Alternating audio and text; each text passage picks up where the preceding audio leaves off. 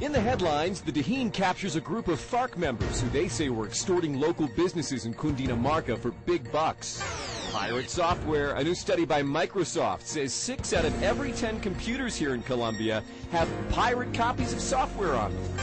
In Barranquilla, Elkin Chiquilo, the prosecutor who's handling hundreds of flatillo cases or situations where people have been robbed after leaving the ATM, was himself the victim of a flatillo over the weekend. In Quindío, a purse snatcher becomes the victim of street justice, beaten to a pulp after people see him hit a woman and take her handbag. Unholy act. Someone stole the sound system and the gold communion cups from a church in Santa Marta.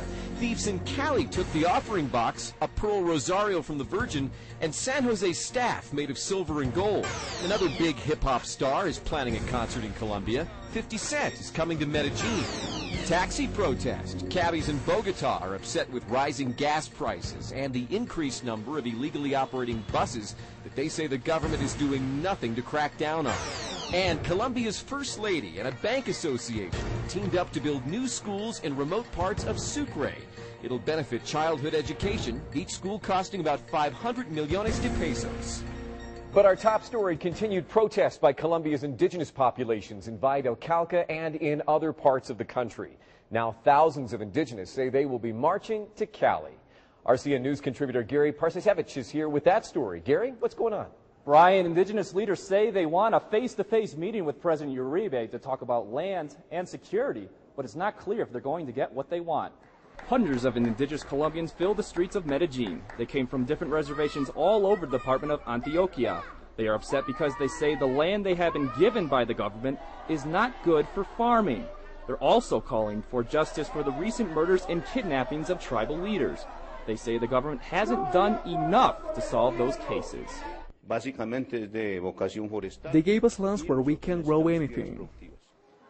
The nonviolent protest by the indigenous turned testy when students and others joined the group chanting against the government, the media, and major corporations.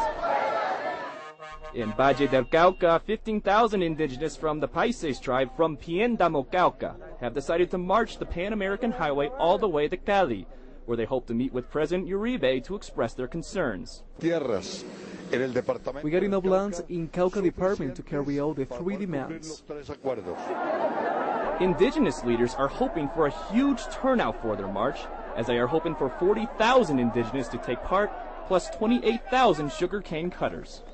Meantime, the government believes the FARC may have infiltrated the indigenous protests in recent days, particularly the protests that turned deadly on the Pan-American Highway. The defense minister has asked the Fiscalia to investigate who is financing the protests. For RCN News in English, I'm Gary Parkasevich. Brian? Thanks, Gary, and welcome to Colombia. Turning to other news now, in Ibagué, a truck full of oranges turns out to have a secret cargo, and we're not talking about dope. Behind the crates, police say they found 10 Chinese nationals hiding. The Chinese were heading from Cali to Ibagué and told authorities they were trying to make it to Venezuela. The truck driver and another man were arrested for alien smuggling. Now, the story of Papella, the pregnant cow who fell into a ditch in Ibagué and needed to be rescued by the local fire department. Local firefighters turned into cow rescuers. They had to dig around her to help set her free. This particular cow fell into a ditch on a farm and was stuck for more than 7 hours. I was so worried, he says, because this cow is like a family pet. The farmer who owns the cow tried to dig her out himself, but she was just too heavy, so he called in for help. This cow has a name, it's Papella, and firefighters did everything they could to get her out of her predicament. We're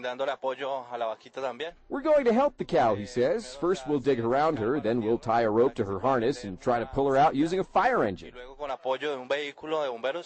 The rescue of Papella took 3 hours.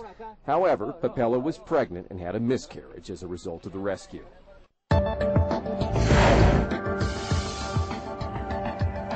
And the news continues with the Colombian Business Travelers Forecast. We're going to begin up on the coast.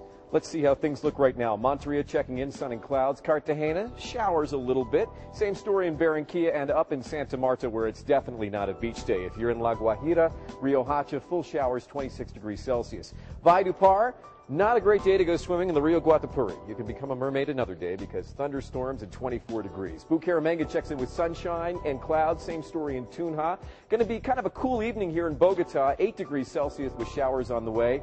The Coffee Triangle, the Eje Cafetero, Manizales, Pereira, Armenia, they're having storms right now. Making our way down into the land of the Caleños. Cali checking in with storms. Buenaventura, sun and clouds. Tumaco has clouds on the coast with sun trying to pop through.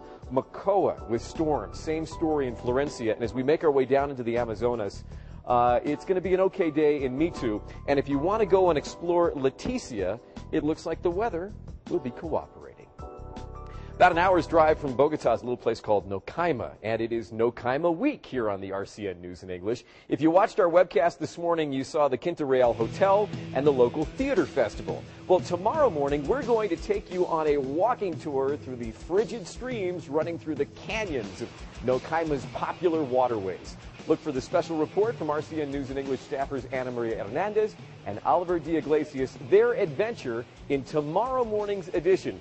Available online anytime at rcnnews.tv.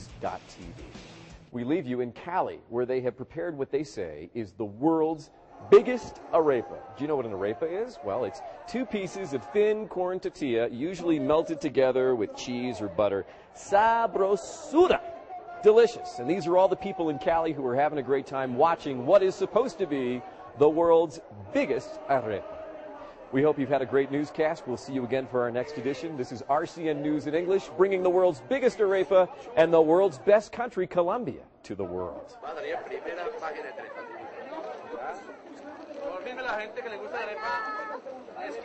Rico.